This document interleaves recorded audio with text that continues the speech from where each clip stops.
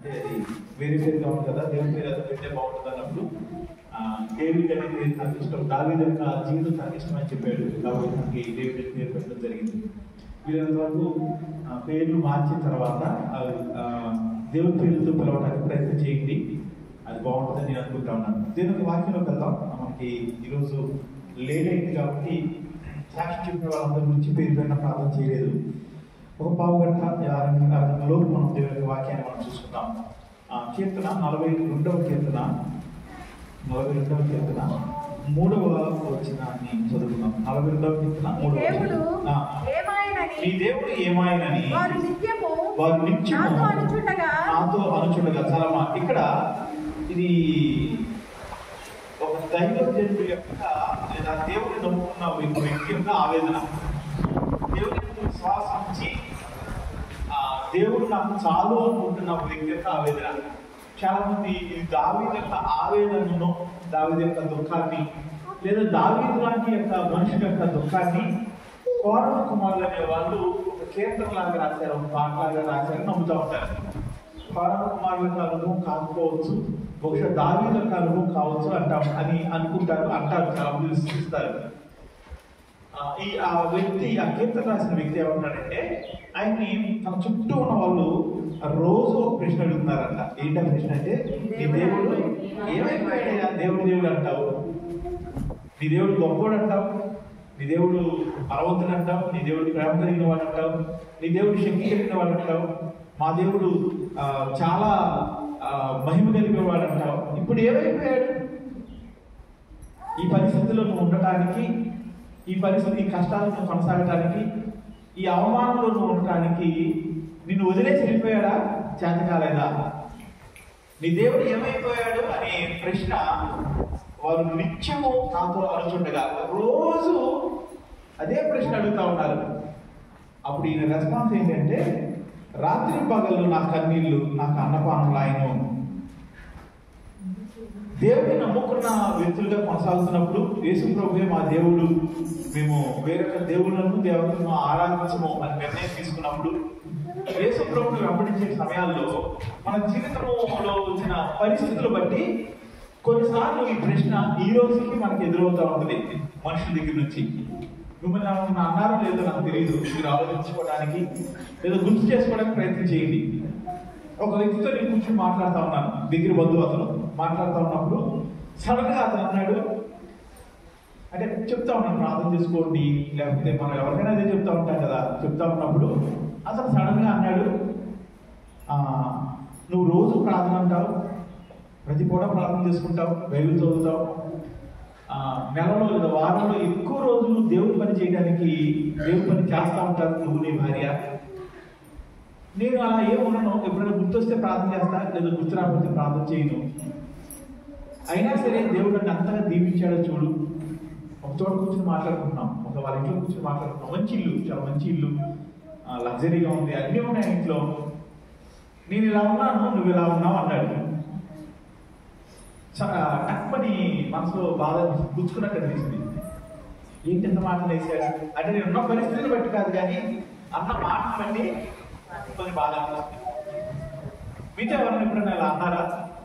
దాదాపు ఇలాంటి పరిస్థితులు ఏమన్నా, కష్టంలో ఉన్నప్పుడు, బాధలో ఉన్నప్పుడు, ఏదైనా శ్రమ వచ్చినప్పుడు మీతో ఎవరైనా అన్నారా ఇలాంటి మాటలు దగ్గర?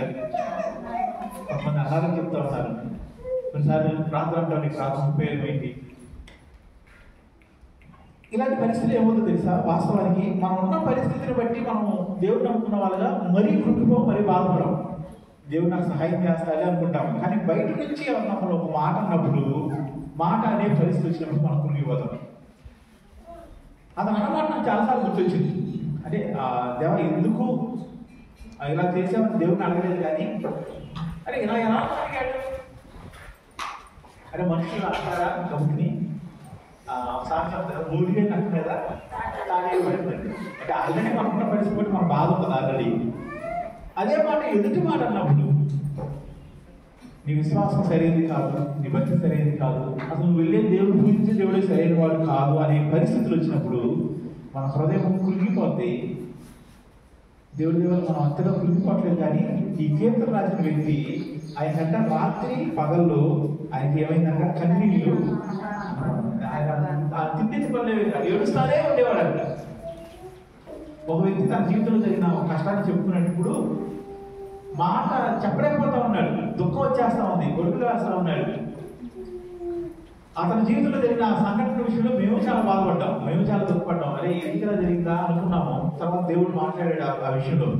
లేదు లేదు, అతని విషయం మీరు దుఃఖపడాల్సిన అవసరము లేదు, దేవుడు అతని విషయం నేను చూసుకుంటాను, అతని విషయంలో నేను ప్రణాళిక కలిగి ఉన్నాను అనేది ఇలాంటి మాటలు మాకు అతని విషయంలో ఇచ్చాడు. కొన్ని రోజుల తర్వాత కలిసి అన్నయ్య నా జీవితంలో ఎలా జరిగింది, ఇలాంటి విషయంలో ఉన్నాను, ఇలా దుఃఖపడ్డాను, నన్ను చూసిన వాళ్ళు నన్ను ఏమడుగుతానో అని అవమానపడ్డాను, ఎందుకు ఇలా జరిగిందనే మాటలు ఎదుర్కొన్నాను అనే మాటలు చెప్తా ఉన్నాడు. ఇదే మాటలు దావీదు జీవితంలో కూడా జరిగినాయి. అనేక సార్లు దేవుడు నమ్ముకున్న వ్యక్తుల జీవితంలో ఇలాంటి పరిస్థితులు ఎదుర్కొంటూ ఉంటాం. ఇలాంటి పరిస్థితుల్లో తలదించుకునే పరిస్థితులు లాంటివి వస్తూ ఉంటది, దుఃఖపడి కన్నీరు కాల్చే పరిస్థితులు వస్తూ ఉంటది, మనుషుల నుంచి వస్తుంటే ఇంటి నుంచి తప్పించుకుని వెళ్ళిపోయే పరిస్థితులు వస్తాయి, మనుషుల కళ్ళలో కళ్ళు పెట్టి చూడలేని పరిస్థితులు, మాట్లాడలేని పరిస్థితులు వస్తాయి, తలదించుకోవాల్సిన పరిస్థితులు వస్తాయి. కానీ వాక్యం ఇచ్చిన వాళ్ళారా, దేవుడు ప్రేమించిన వాళ్ళారా, నువ్వు ఎట్టి పరిస్థితులను ఆధారపడడానికి అవకాశము లేదు. నీ దుఃఖానికి ప్రతిగా స్తుతి వస్త్రాన్ని, నీ కన్నీటి ప్రతిగా నాట్యాన్ని దేవుడు ఇస్తాడు. మన దేవుడు అలాంటి దేవుడు. నేను చెప్పాను కదా, ఒక వ్యక్తి మాట్లాడాడు, ఈ విధంగా మాట్లాడాడని. తర్వాత కొన్ని రోజులు వాక్యం చదువుతా ఉన్నప్పుడు వాక్యంలో ఒక మాట కనిపించింది నాకు. ఇలాంటి పరిస్థితి, అయ్యా ఏంటి నేను నమ్ముకున్న వాళ్ళు విస్తరిస్తున్న వాళ్ళు వాళ్ళే బాగుంటున్నారు మా మీద అని దేవుడు ఒక వ్యక్తి అడుగుతా ఉంటే అప్పుడు దేవుడి గురించి ఒక సమాధానం వచ్చిందంట. వారు ఒక ఏదంటే ఒక గడ్డిలాగా ఎగిరిపోతారు, కానీ నీతిమంతుడైతే స్థిరముగా నిలిచి ఉంటాడు అనే మాట కనబడింది. గడ్డి ఎలాగైతే అప్పుడే బాగుండి అప్పుడే ఎండిపోయి ఎలా అయితే ఎండుగడ్డి ఎలా ఈగిపోద్దో, విశ్వాసం లేని వారు, భక్తి లేని వారు ఇప్పుడు బాగా ఉన్నట్టు అనిపించిన కొద్ది రోజుల తర్వాత వాళ్ళు అలా ఉండరు. నన్ను నమ్ముకున్న వాళ్ళు, నాకు విశ్వాసం ఇచ్చిన వాళ్ళు కొద్దిలో ఉన్నా సరే వాళ్ళు నిలకడగా నిత్యము మోము వేస్తూ ఉంటారు, దీవించబడతా ఉంటారు. ఒక కొమ్మ తర్వాత ఒక కొమ్మ, ఒక తర్వాత ఒక వాకి వస్తూ ఉంటుంది అని సమాధానం చూశాను. చూసి దేవా వాళ్ళ ఎగిరిపోవడానికి వీల్లేదయా, వాళ్ళు కూడా సహాయం చేయాలి ప్రార్థన చేశారు. కానీ ఎవరైతే ఈ మాట నాతో అన్నాడో కొన్ని రోజుల తర్వాత, కొన్ని సంవత్సరాల తర్వాత బహు భయంకరమైన సమస్యలు వెళ్ళిపోయారు. అంటే నాకు అన్నారని అలా వెళ్ళిపోయారు అట్లా. నేను అలాంటి ఆలోచన విధానం ఉంది కాబట్టి వాళ్ళకి దేవుడి మీద ఆనుకునే పరిస్థితి లేదు, కాబట్టి దేవుళ్ళు స్థిరంగా ఉండే పరిస్థితి లేదు, కాబట్టి బహుశా అలాంటి పరిస్థితి వాళ్ళ జీవితంలో వచ్చి ఉంటుంది. నన్ను అన్నారని కాదు, నన్ను అన్నారని అలా జరిగి ఉంటుందని నేను అనుకోవట్లా. నీ దేవుడు ఏమైపోయాడు, నీ దేవుడు ఉంటే ఇలా ఎందుకు జరుగుతుంది అనే ప్రశ్న ఏదో ఒక సమయాల్లో మన జీవితంలో ఎదుర్కొనే ఉంటాము. కొన్నిసార్లు మనకు కూడా అలాంటి అనుమానాలు వచ్చి ఉండొచ్చు. కానీ నిజానికి ఈ ప్రశ్న ఎవరిని అడుగుతున్నారో తెలుసా వాళ్ళు? ఈ ప్రశ్న అడిగే వ్యక్తికి ఉన్న కొన్ని లక్షణాలు మనం చూద్దాం. ఒకటో వచ్చిన నుంచి చూద్దాం ఒకసారి. దుప్పి నీటి వాగులకు ఆశపడినట్లు దేవా నీ కొరకు నా ప్రాణం ఆశపడి. ఎవరైతే నీ దేవుడు ఏమైపోయాడయా, ఏంటి ఇలాంటి పరిస్థితులకు దిగజారిపోయావు, ఇలాంటి పరిస్థితుల్లో ఉన్నావేంటి, ఇలాంటి అనారోగ్యంలో ఉన్నావేంటి, ఇలాంటి పేదరికంలో ఉన్నావేంటి, ఇలాంటి కన్నీళ్ళతో ఉన్నావేంటి, ఇలా వేసుకుంటే బట్టలు కూడా లేని స్థితిలో ఉన్నావేంటి అనే ప్రశ్న ఎవరిని అడిగారు తెలుసా? అడగబడిన వ్యక్తికి వాక్యం అంటే ప్రాణం. దుప్పి నీటి వాగుల కొరకు ఆశపడినట్లు. దుప్పి ఎక్కడైతే నీళ్లు ఉంటాయో అక్కడ దుప్పులు లేళ్ళు వస్తాయని క్రూర జంతువులు మాటు వేస్తాయంట. అంటే పులి కానీ సింహం కానీ ఆ దగ్గరలో ఎదురు చూస్తూ ఉంటాయి. ఈ దుప్పి నీళ్లు తాగుదామని వచ్చినప్పుడు వాటికి స్మెల్ అర్థం అవుతుంది. ఈ దగ్గరలో పులి ఉంది, లేకపోతే దగ్గరలో సింహం ఉంది, లేకపోతే తోడేలు ఉంది. తనకి ఏదైతే హాని చేస్తుందో ఆ జంతువుల దగ్గరలో ఉన్నాయని తనకి వాసనలో అర్థం అవుతుంది. ఒక పక్కన ప్రాణం వెళితే చచ్చిపోతానని భయం వేస్తుంది, కానీ అదే సమయంలో నీళ్ల కోసం తాగకుండా ఉండలేదు. ప్రాణాన్ని పన్నంగా పెట్టి నీళ్లు తాగడానికి వస్తుంది. ఈయన ఆ పరిస్థితిని తన పరిస్థితితో పోల్చుకుంటా ఉన్నాడు. నాకు వాక్యం అంటే ఎంత ఇష్టమో తెలుసా? వాక్యం వినటం అంటే, దేవుని మాటలు వినటం అంటే, దేవుని మాటలు విని దాని ప్రకారం చేయడం అంటే ఎంత ఇష్టం అంటే, తన ప్రాణాన్ని పనంగా పెట్టి చచ్చిపోయే పరిస్థితి ఉందని తెలిసినా దుప్పి నీళ్లు తాగడానికి ఎలా వెళ్తుందో, ఎలా ఆశపడద్దో, నేను కూడా అలాగే. ఈ దేవుడిని నమ్ముకున్నప్పుడు కొన్ని ఇరుకులు ఇబ్బందులు వచ్చినా సరే, ఏమైనా సరే నేను దేవుని నమ్ముకోకుండా విడిచిపెట్టను, దేవుని వాక్యాన్ని వినకుండా విడిచిపెట్టను. అలాంటి వ్యక్తిని ఈ మనుషులు అడుగుతున్నారు. అతని తర్వాత ఇంకో మాట కూడా చదువుదాము. నా ప్రాణము దేవుని నమ్ముకొని దేవుని కొరకు తృష్ణ కొనుచున్నది, జీవము గల దేవుని కొరకు తృష్ణ కొనుచున్నది. ఈ 3 వాటిలో ఆయన దేవుని కొరకు, దేవుని మాట కొరకు ఎలా ఎలా తృష్ణ కొని ఉన్నాడో, ఎలా దప్పికొని ఉన్నాడో చెప్తా ఉన్నాడు. ఆయనకి దేవుడన్నా, వాక్యం అన్నా, దేవుడి సన్నిధి అన్నా చాలా ఇష్టం. తర్వాత లైన్లో అంటాడు, దేవుడి సన్నిధికి నేను ఎప్పుడు వచ్చేదను, ఆయన సన్నిధిని నేను ఎప్పుడు కనబడేదను. 2 లక్షణాలు ఉన్నాయి ఆయనకి, కింద వరకు 2 లక్షణాలు ఉన్నాయి. అవన్నీ చూడడానికి ఈరోజు సమయం సరిపోకపోవచ్చు. మొదటి లక్షణం ఏంటంటే దేవుడు అంటే ప్రాణం. దేవుడి దగ్గర నుంచి సమాధానం వచ్చినా రాకపోయినా, సహాయం జరిగినట్టు కనిపించినా కనపడకపోయినా, చుట్టూ ఉన్న వాళ్ళు దేవుడు నమ్ముకున్నా కానీ నీకు నష్టమే జరుగుతుంది, మంచి జరగలేదు అని చూపించే పరిస్థితులు ఉన్నా సరే, భూమంతా తలకిందులైపోయినా సరే, మా దగ్గర వాళ్ళు కూడా దేవుడు నమ్ముకున్నా నీకు ఏంటి ఉపయోగం అన్నా సరే, దేవుడి మీద ఆశ కలిగిన వ్యక్తి. అంత మాత్రమే కాదు కానీ దేవుని సన్నిధి అంటే ఆశ కలిగిన వ్యక్తి. దేవుని సన్నిధి కొరకు తన ప్రాణము, ఆశ కలిగిన ప్రాణము. దేవాన్ని ఎప్పుడు వస్తానే నీ సన్నిధిని ఆశపడే ప్రాణము. అంత భక్తిపడిన వ్యక్తిని తన చుట్టూ ఉన్న వాళ్ళు అంటా ఉన్నారు, ఏమైపోయాడు దేవుడు.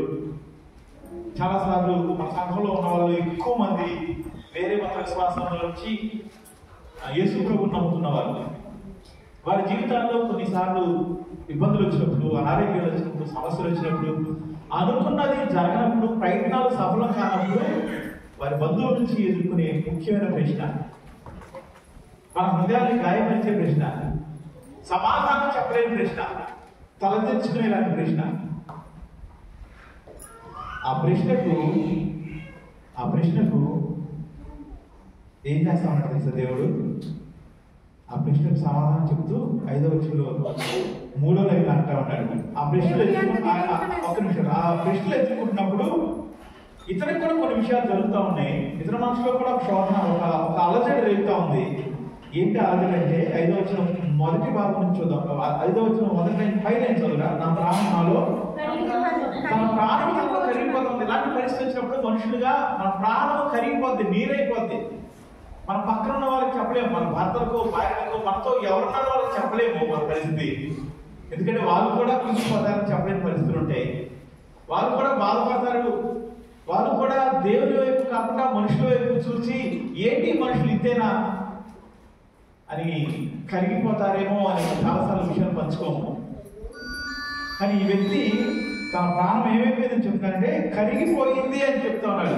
నీళ్ళలాగా మారిపోయాడు, కురిగిపోతా ఉన్నాడు. మీరు కొన్నిసార్లు బాధల్లో, ఇబ్బందుల్లో వ్యక్తులు చూస్తే వారు నడిచే విధానం, వాళ్ళ బాడీ పోస్చర్ మారిపోతుంది, భుజాలు ఉగిపోతాయి, మొహము నవ్వుతారు. కానీ ఆ నవ్వు ఎక్కడి నుంచి వస్తుంది తెలుసా? మనసులో నుంచి రాదు, పెదాల మీద నుంచి వస్తుంది. వాళ్ళు మన ఇంటి కన్నీళ్ళు కార్చరు కానీ వాళ్ళ హృదయంలో ఉన్న కన్నీరు మనకు కనపడతా ఉంటుంది. దేవుని నమ్ముకున్న బిడ్డగా ఎదుటి వారి హృదయంలో ఉన్న కన్నీరు మనకు కనపడతా ఉంటుంది. మన నిరీక్షణ లేదా, ఇదో దేవుడు నమ్ముకున్నాడు, దేవుడి దగ్గరికి వచ్చాను, అయినా నా పరిస్థితి ఇలాగే కొనసాగుతుంది అనుకునే సందర్భాలు కూడా ఉంటాయి. అలాంటి ఒక వ్యక్తిని ఈరోజు చూపిస్తా ఉన్నాను. ఆ వ్యక్తి చుట్టుపక్కల వాళ్ళు తనని ఇబ్బంది పెడతా ఉన్నారు, చుట్టుపక్కల వాళ్ళు బాధపడే ప్రశ్నలు వేస్తా ఉన్నారు. అవన్నీ విని తన హృదయంలో, తన ప్రాణంలో కరిగిపోయింది అంటా ఉన్నాడు. కానీ ఏం జరుగుతుందో తెలుసా? తను దేవుని యందు విశ్వాసం కలిగిన వ్యక్తిగా, దేవుని ప్రేమించే వ్యక్తిగా, తర్వాత లైన్లో 5వ లైన్ మొదటి లైన్ చదువుతారు. 5వ వచనం,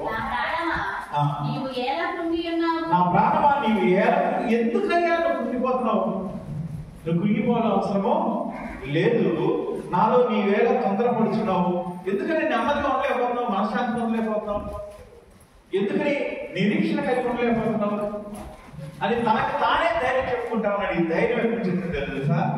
తను నమ్ముకున్న దేవుడి దగ్గర నుంచి వచ్చింది. మన దేవుడు మనకు ధైర్యాన్ని ఇచ్చే దేవుడు. అనేక సార్లు నా జీవితంలో బహు భయంకరంగా కుంగిపోయిన సమయాలు, సందర్భాలు ఉన్నాయి. దేవుడిని ప్రశ్నించే సందర్భాలు చాలా తక్కువ. ఎక్కువ సార్లు మనుషుల విషయంలో కావచ్చు, క్రైస్తవ విషయంలో కావచ్చు, కుంగిపోయి కరిగిపోయి రేపడే ఉండదేమో మనకు అనుకున్న సందర్భాల్లో దేవుడు తన మెల్లమైన స్వరంతో మనలో హృదయంలో నూతనమైన ధైర్యాన్ని ఇవ్వడం చూస్తా ఉన్నాం. తన ప్రాణంతో ఆ వ్యక్తే మాట్లాడుకుంటున్నాడు, తనతో తానే మాట్లాడుకుంటున్నాడు. నువ్వు తొందరపడాల్సిన అవసరమో లేదు, నువ్వు కృంగిపోవాల్సిన అవసరమో లేదు. దేవుని యందు నిరీక్షణ ఉంచు. హల్లెలూయా. ఆ దేవుడు నిరీక్షణ ఉంచగలిగిన దేవుడు. దేవుడి వైపు చూస్తే చాలు మనకు నిరీక్షణ కలుగుతుంది. మన చుట్టుపక్కల వ్యక్తుల వైపు చూస్తే మనకు హృదయంలో బాధ వస్తుంది, కృంగుబాటు వస్తుంది, కన్నీరు వస్తుంది. మన చుట్టుపక్కల పరిస్థితులు చూస్తే ఈ పరిస్థితుల నుంచి నేను దాటి వెళ్ళలేదనుకుంటాం. కానీ మన కన్నులు ఎప్పుడైతే దేవుడి వైపు చూస్తాయో, ఎప్పుడైతే దేవుడి వైపు మన కన్నులను తిప్పగలుగుతామో, దేవుడు మన హృదయంలో వెళ్ళలేన మాటలు పెట్టి ఎప్పుడైతే మన హృదయాన్ని మన కళ్ళను దేవుడి వైపు చూడనిస్తాడో అప్పుడు ఏం జరుగుతుంది తెలుసా? కింద చదివినప్పుడు దేవుని యందు నిరీక్షణ ఉంచుము, ఆయనే రక్షణకర్త అనియు నా దేవుడని చెప్పుకొనుచు ఇంకను ఆయనను. హల్లెలూయా. ఎంత గొప్ప మాట వస్తా ఉందంటే ఆయన ఉన్న పరిస్థితి మారలేదు. అతనున్న పరిస్థితి మారలేదు. నీరైపోతా ఉన్నాడు. తన హృదయంలో దేవుడు ఇచ్చిన మాటను బట్టి తను తానే ధైర్యం చెప్తున్నాడు. అయ్యా నువ్వు ఎందుకు కృంగిపోతావు? దేవుని యందు నిరీక్షణ ఉంచడం మాత్రమే కాదు, కానీ దేవుడు నన్ను రక్షిస్తాడు, నా రక్షణకర్త అనియు నా దేవుడిని చెప్పుకొనొచ్చు, ఇంకా ఆయన స్తుతిస్తాను. ఈరోజు ఒకవేళ మన చంద్రంలో ఎంత కృంగిబాటులో ఉన్నవారు, ఇలాంటి పరిస్థితిలో ఉన్నవారు ఇప్పుడు లేరనుకుంటా ఉన్నారు. ఒకప్పుడు ఉన్న పరిస్థితుల నుంచి దేవుడు మనల్ని లేవనెత్తాడు, చూసేవారికి చేస్తా ఉన్నాడు. కానీ ఒకవేళ ఎవరైనా కృంగుబాటులో ఉంటే, ఏంటి దేవుడు నాకు సహాయం చేయట్లేదు అనుకుంటే, ఏంటి దేవుడు కూడా నన్ను వదిలిపెట్టేశాడు అనుకుంటే, ఏంటి దేవుడు నమ్ముకున్నాను కానీ నాకు ఏది నెరవేరట్లేదు అనే లాంటి ఆలోచనలు ఉంటే, ఈరోజు ఒక వ్యక్తి మనకు కనబడతా ఉన్నాడు. ఆ వ్యక్తి హృదయంలో దేవుడు ఇచ్చిన మాట ఆ వ్యక్తికి నూతనమైన ధైర్యాన్ని ఇస్తా ఉంది.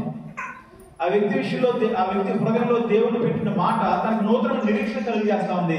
తను ఏమంటాడు తెలుసా? తన పరిస్థితులు మారకుండానే దేవుడే నా రక్షణకర్త, ఆయనే నా దేవుడు. చాలాసార్లు ఇబ్బందులు కష్టాలు వచ్చినప్పుడు ఇక్కడ కాదు ఇంకో చోటకని తీసుకెళ్తా ఉంటారు మనుషుల్ని. ఈ దేవుడు కాదు ఇంకో దేవుడిని తీసుకెళ్తా ఉంటారు. ఈ ప్రాంతం కాదు ఇంకో ప్రాంతం తీసుకెళ్తా ఉంటారు. ఇలాంటివి జరుగుతూ ఉంటాయి.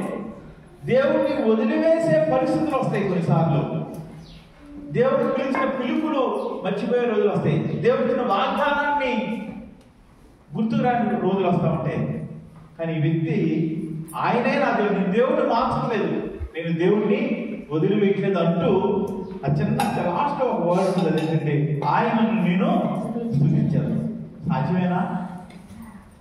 ఉన్న పరిస్థితుల్లోనే దేవుడిని స్తుతించడం సాధ్యమేనా? కష్టం అవుతుంది. ఈ కష్టం తీరిపోయిన తర్వాత నేను దేవుడిని స్తుతిస్తాను అనుకుంటాం. ఈ కన్నీరు పోయిన తర్వాత దేవుడిని స్తుతిస్తాం అనుకుంటాం. ఈ అనారోగ్యం తగ్గిన తర్వాత దేవుడిని స్తుతిస్తాం అనుకుంటాం. ఈ బాధలో నుంచి, ఈ అవమానంలో నుంచి బయటకు వచ్చిన తర్వాత దేవుడు ఇలా చేశాడు అని చెబుదాం అనుకుంటాం చాలాసార్లు మనుషులుగా మనం. కానీ దేవుడితో మాట్లాడితే నీకు వచ్చే ధైర్యం ఏంటి తెలుసా? నువ్వు దేవుడిని విడిచిపెట్టవు, ఆయన రక్షిస్తాడు నమ్ముతావు. అంత మాత్రమే కాదు, దేవుణ్ణి స్తుతిస్తావు. స్తుతి అనేది జరిగిన మేలును బట్టి మనం దేవుడికి చెల్లించే ఒక కార్యక్రమం. దేవా ఇది చేసావు నీకు స్తుతులయ్యా, ఇది ఇచ్చావు నీకు స్తుతులయ్యా, థ్యాంక్స్ లాంటిది. ఏది మానకుండానే ఈ వ్యక్తి దేవుడిని స్తుతిస్తా ఉన్నాడు. ఈరోజు మనుషులు అనేక మంది వాళ్ళకున్న పరిస్థితులు బట్టి కృంగిపోతా ఉన్నారు. వాళ్ళ హృదయాలు నీరుగా కాలిపోతా ఉన్నాయి. మనుషులు వంగిపోతా ఉన్నారు. వాళ్ళ పెదాల మీద నుంచి నవ్వొస్తా ఉంది. ఎందుకంటే వాళ్ళున్న పరిస్థితి నుంచి బయటకు వచ్చే దారి వాళ్ళకి కనపట్ల.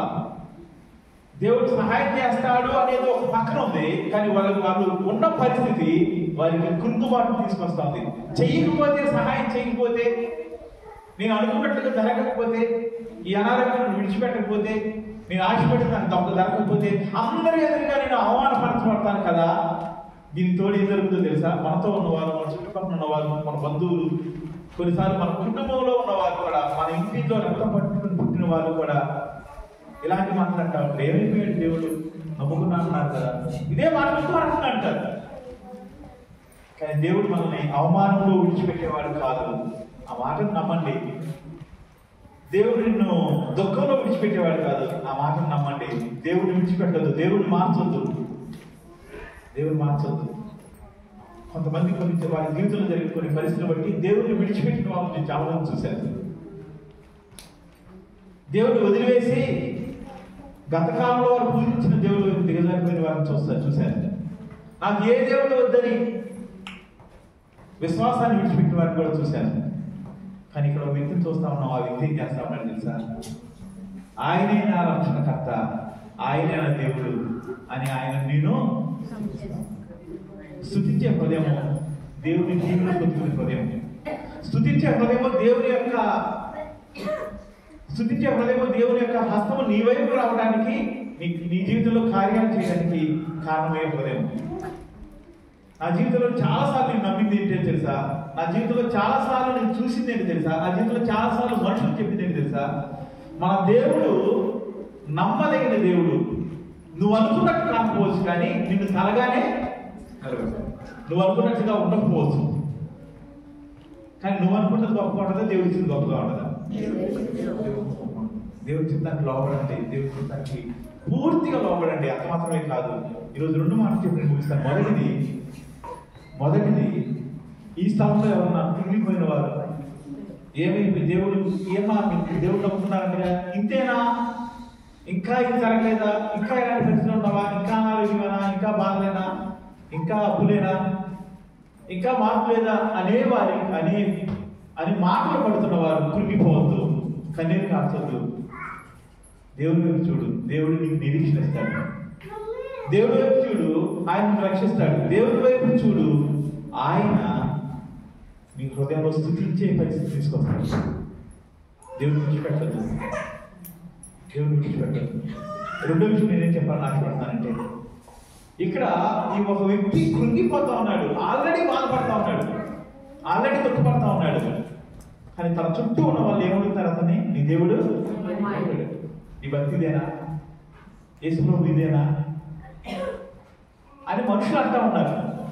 కానీ మనము 2 మాటలు ఏం చెప్తుందంటే, అలా అనే వాళ్ళు మనము ఉండకూడదు. వారిని వాక్యం ప్రకారం బలపరచండి. మీ జీవితంలో జరిగిన విషయాల ప్రకారం బలపరచండి. నాకు కూడా ఇలాంటి ఇబ్బంది వచ్చిందమ్మా. నేను చాలాసార్లు ఏమనుకుంటాను తెలుసా? నేను దీన్ని మాట్లాడుతున్నప్పుడు మన జీవితంలో ఎదుర్కొన్న అనేక పరిస్థితులు కొన్ని రోజుల తర్వాత అలాంటి పరిస్థితుల్లో ఉన్నవారు మాకు ఎదురవుతూ ఉండేవాళ్ళు. వాళ్ళతో మేము చెప్తా ఉండేవాళ్ళు, అమ్మా నువ్వు ఈ పరిస్థితిలో ఉంటావు కదా, నీకన్నా ఎన్నో రెట్లు కింద ఉన్నాం మేము ఒకప్పుడు. కానీ ఈరోజు మేము ఎలా ఉన్నాం తెలుసా? మా ముఖంలో నవ్వు ఉంది. నీకన్నా ఈ మాట చెప్పడానికి మేము ఉన్నాం, కానీ ఒకప్పుడు మాకు చెప్పేవాళ్ళు ఎవరు లేరు, ధైర్యం చెప్పేవాళ్ళు ఎవరు లేరు, మేము ఉన్నామని నిలబడే వాళ్ళు ఎవరు లేరు, మాట సహాయం చేసిన వాళ్ళు కూడా మాకు లేరమ్మా. మాట్లాడిన వాళ్ళు వైపు చూడదు ఎప్పుడు. మాట్లాడిన వాళ్ళు అంటానే ఉంటారు, నువ్వు ఈ పరిస్థితిలో నుంచి ఇంకో పరిస్థితి వచ్చినా ఇంతేనా అనేవాళ్ళు ఎప్పుడు అంటానే ఉంటారు. సాంతం ఉంది కదా, ఆత్మహత్య చేస్తే ఏం చేసిందంటే ఆవిడ చేసేది మోరల్ లెక్కేసింది. అంటే కరెక్ట్గా ఉందా, పూర్తిగా ఉందా అంటే మనం ఏ పరిస్థితిలో ఉన్నా సరే, ఏ పరిస్థితిలో ఉంటే ఎవరికి ఎంత సహాయం చేసినా సరే వాళ్ళు ఖచ్చితంగా మనల్ని ఏదో ఒకటి అంటూ ఉంటారు. వాళ్ళ వైపు ఎక్కువ పరిస్థితులు చూడదు అని చెప్పి బలపరుస్తూ ఉంటాం. మా జీవితంలో అనేక పరిస్థితులు కూడా వెళ్ళినప్పుడు మేము అనే ఒక వ్యక్తిలో ఉన్నాము అనే ఆనవాళ్ళు కూడా లేని పరిస్థితులు వెళ్ళిపోతాం అనుకున్నప్పుడు, కుటుంబం ఒకరైపోతుంది అనుకున్నప్పుడు, పిల్లలు ఏమైపోతారు అనుకున్నప్పుడు, పిల్లలు కనీసం చిన్నప్పుడు ఇది కూడా చేయలేమేమో అనుకున్న పరిస్థితిలో అలాంటి వాటి అన్నింటినీ దేవుడు దాంట్లో తీసుకొచ్చాడు. కారణం తెలుసా? ఆయన నమ్మదగిన దేవుడు, ఆయన రక్షించే దేవుడు, ఆయన విడిచిపెట్టే దేవుడు. వెళ్ళిన ప్రతి పరిస్థితి, దాటిన ప్రతి పరిస్థితి వెనక్కి తిరిగి చూసినప్పుడు దేవుడు ఎంత గొప్ప దేవుడు అర్థమవుతుంది. ఆయా సమయాల్లో మాకు వ్యతిరేక వాళ్ళు, ఆయా సమయాల్లో మాట్లాడిన వాళ్ళు, ఆయా సమయాల్లో మమ్మల్ని దొప్పెట్టిన వాళ్ళు, ఆయా సమయాల్లో అరే బతుకుతున్నా చచ్చిపోతే బాగుండు అనే లాంటి ఆలోచన రావడానికి కారణమైన మాటలు మాట్లాడిన వారు ఈరోజు వాళ్ళు కృంగిపోయి ఉన్నప్పుడు వాళ్ళకి బలపరిచిన దేవుడు మమ్మల్ని వాడుకుంటాము. దేవుని నిరీక్షణ ఉంచండి, విశ్వాసం ఉంచండి, దేవుని స్థుతించండి. దేవుడు ఖచ్చితంగా నీ పరిస్థితి మార్చాడు. అంత మాత్రమే కాదు, కానీ నీ దేవుడు ఏమయ్యాడని మనల్ని ఎవరైతే బాధపెట్టారో, ఏ మాటలు బాధపెట్టారో, ఎలాంటి పరిస్థితులు మనం తీసుకువెళ్ళారో అలాంటి జీవితం మనకి ఎప్పుడు ఉండకూడదు. ఏ మాట అయితే మనం బాధపడ్డామో, కానీ కనీసం ఎంతమంది ఉన్నారు? ఒకరు కూడా నాకు ఒక టైం వచ్చింది, ఒక టైంలో మేము ఉన్నాము, చాలా మంది బంధువులు ఉన్నారు, చాలా మంది స్నేహితులు ఉన్నారు, కానీ ఒక్క ఆయన ఫోన్ చేసి అడిగేవాడు వారానికి ఒకసారి, ఈ వారంలో భోజనం చేశారని అడిగేవాడు. అంటే అతను డబ్బులు ఉండడానికి ఆయన దగ్గర డబ్బులు లేవు, ఆయన చాలా ఇబ్బందులు ఉన్నాడు. కానీ ఫోన్ చేసి ఎవరికేవాడు తెలుసా, నాన్న ఇవాళ ఫోన్ చేశారా అనేవాడు. ఎంత ధైర్యం ఇచ్చింది తెలుసా మాట. మన గురించి ఆలోచించడానికి ఒకళ్ళు ఉన్నారు. మీకు తెలిసిన వారు ఇబ్బందులు ఉన్నారు, బాధలో ఉన్న వాళ్ళు, అనుకున్న వారి కోసం నమ్మకంగా ప్రార్థన చేయండి. ఏమో దేవుడు దీనిలో జరుగుతుంది. ఇబ్బంది పడుతున్న కుటుంబాల కొరకు, సమస్యలు ఉన్న వారి కొరకు, అనారోగ్యంలో ఉన్న వారి కొరకు, దేవుని నిరీక్షణ కొరకు ఎదురు చూస్తున్న వారి కొరకు ప్రార్థన చేయండి. అంత మాత్రం కాదు, కుదిరినప్పుడు కుదుర్చుకుని వారికి ఫోన్ చేసిన కలిసిన మాట్లాడడానికి ప్రయత్నం చేయండి. ఎందుకంటే మన మాటలు అవతల వారిని ఎలా కడతాయో మనకి తెలియదు. ఆ ఒక్క వ్యక్తిని ఫోన్ చేసి ప్రార్థన చేస్తున్నా, ఫోన్ చేసి ఈ వారం ఫోన్ చేశారా అని అడిగినప్పుడు, అంటే ఏ రోజు ఫస్ట్ పట్టిన రోజు చాలా తక్కువ ఉన్నాయి, కానీ ఆయన అడిగిన మాట మన గురించి ఆలోచించే వాళ్ళు ఉన్నారని ధైర్యం ఇస్తామండి. ఈ లోకంలో దేవుని యొక్క సాక్షులుగా దేవుడు మనల్ని ఉంచాడు.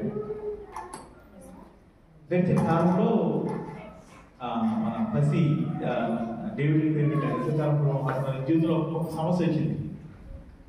ఆ సమస్య నాకు తెలిసిన తర్వాత చాలా బాధపడ్డాను. ఏంటి ఇలా జరిగింది బాధపడ్డాను. ఫోన్ చేసి మాట్లాడదాం ఉన్నాం. ఆ రాగా నాకు ఇమీడియట్ థాట్ ఏంటంటే వెంటనే ఫోన్ చేద్దాం, లేదా వీలైతే వెళ్ళి మాట్లాడదాం అనుకున్నాం. అసలు ఎలాంటి పరిస్థితిలో ఉన్నాడు, ఫోన్ చేస్తే ఎలా ఉన్నాడు, ఏంటి ఎలాంటి పరిస్థితిలో ఉన్నాడు. ఒకరోజు లేట్ చేశాను, ఒకరోజు ఆలస్యం చేశాను. ఏం మాట్లాడాలి, అతను ఎలా ధైర్యం చెప్పాలి, అతను ఎలాంటి పరిస్థితిలో ఉన్నాడు, ఇలాంటి పరిస్థితి వెళ్ళి మాట్లాడితే బాగుంటుందేమో అనుకుని ఒక రోజు లేట్ చేశాను. తర్వాత రోజు ఫోన్ చేశాను.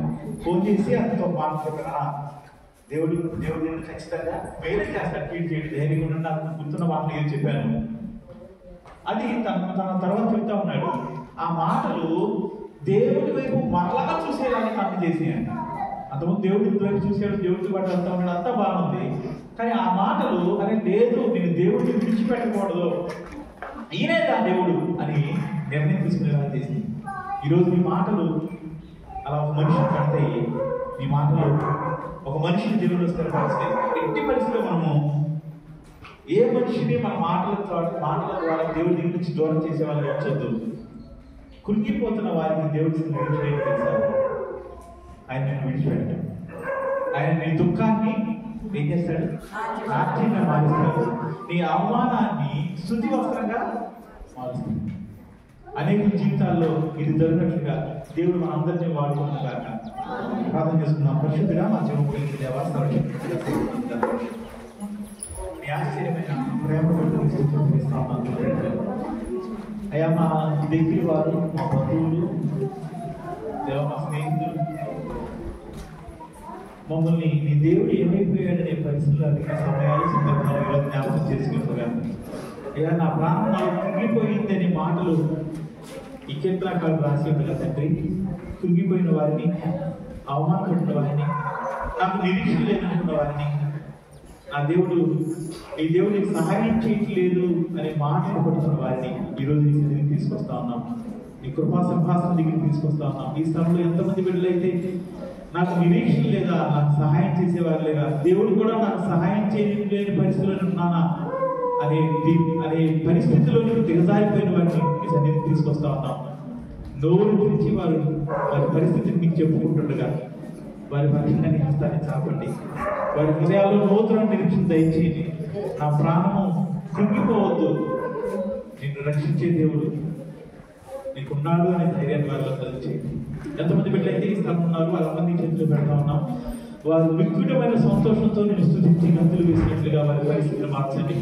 అయ్యి నిన్ను నమ్ముకుని సమస్యల నుంచి బయటికి తీసుకుని రాబడి క్షేమంగా ఉన్న ప్రతి ఒక్కరు వారి మాటల ద్వారా అనేక మంది జీవితాలు కట్టేవారిగా వారిని సిద్ధపరచమని త్వరలో యేసే నామములో